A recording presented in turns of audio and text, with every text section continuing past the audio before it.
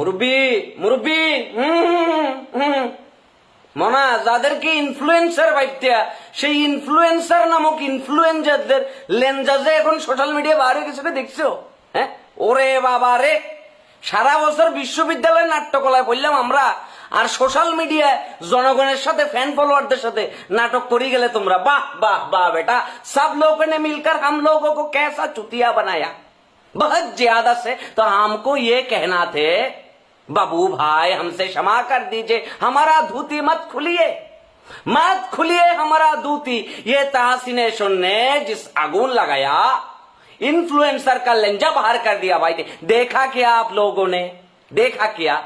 এটা এই জন্য বললাম মনা যে আমরা যাদেরকে আইডল ভাবি, আমরা যাদেরকে প্রিয় ভাই ভাবি, আমরা যাদেরকে সেলিব্রিটি ভাবি, আমরা যাদেরকে ইনফ্লুয়েন্সার ভাবি, তাদের কত কত কত কত তোলে। এবার আমি নিজেও কিন্তু ভালো মানুষ না, আমি একজন ভণ্ড, আমি একজন প্রতারক, আমি একজন নীচ, আমি একজন হীন, আমি একজন জঘন্য, আমি একজন মিথ্যাবাদী, আমি একজন দুর্নীতিবাজ, আমি একজন ঘোষখোর, আমি একজন লোভী।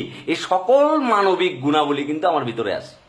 হইতে পারে সেটা বিশেষণ, কিন্তু এবার হইতে পারে সেটা আমার জন্য অন্য কিছু। এই সকল গুণ ভুলের ঊর্ধ্বেই কিন্তু কেউ না, আমিও না।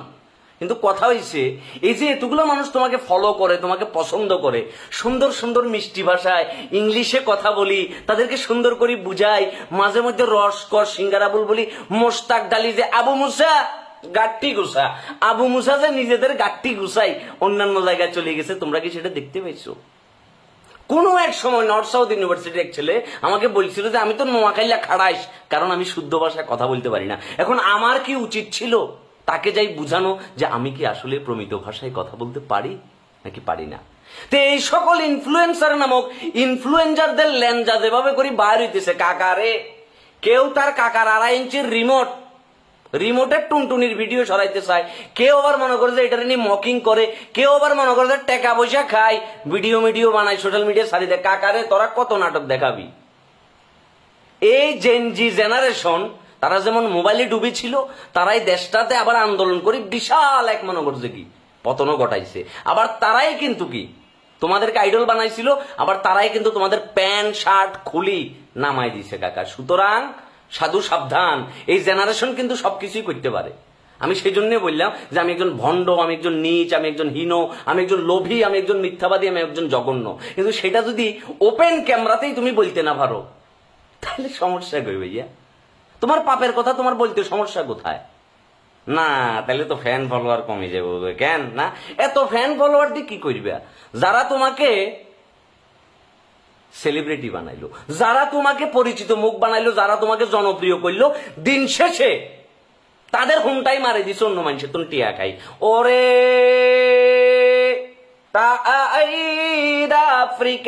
আফ্রিকা থেকে অ্যামাজন, আটলান্টা থেকে আলাস্কা, সবাই মোটামুটি একই লাইনের গরু। যা বুঝা গেল। বলবার ছিল বহু কথা বললাম না, কিন্তু আমার মুখ ছুটাইলে আমি আবার থামতাম না, আমি আবার অনেক কথাই বলে দিব যা ইতিমধ্যে আপনাদেরকে বলা হয় নাই। সবাই ভালো থাকবে, সুস্থ থাকবে, আর এইসব ইনফ্লুয়েন্সার নামক ইনফ্লুয়েন্সারদের কাছ থেকে দূরে থাকবে। এটা একটা সদ উপদেশ, নাইলে পই পই করে কিন্তু সবকিছু হিসাব রাখা হইতেছে। কেমন মুরব্বি মুরব্বি মুরব্বি সব পাশ হয়ে যাবে।